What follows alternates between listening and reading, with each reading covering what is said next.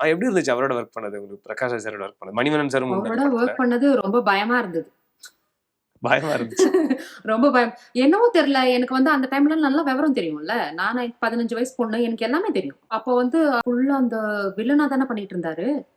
நான் நினைச்சேன் அவரு எப்பயுமே அப்படித்தான் இருப்பாரு. உர்ருன்னு இருப்பாரு. எல்லாரையும் வந்து எரிஞ்சு விழுவாரு.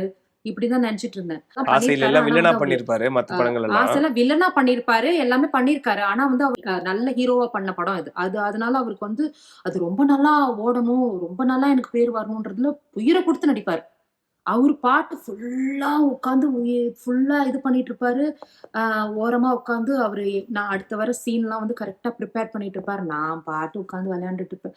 அப்ப சொல்ல பாரு இது இவ்ளோ பெரிய சீன் வருது. கொஞ்சமாவது இருக்குதா? அது பாட்டு விளையாண்டுகிட்டு இருக்குது. அங்கேயும் இங்கேயும் குதிச்சுக்கிட்டு அது இதுன்னு ஃபுல் டைமும் சொல்லிட்டு இருப்பாங்க. அப்ப அகத்தியன் எங்களுக்கு சொல்லுவாரு, "அவலாம் பண்ணிடுவா. அவ வந்து என்னது டேக்கு அப்படின்னு சொல்லி இது பண்ணா அவளா நடிச்சிருவா. அத பத்தி எது ஒண்ணும் கிடையவே கிடையாது."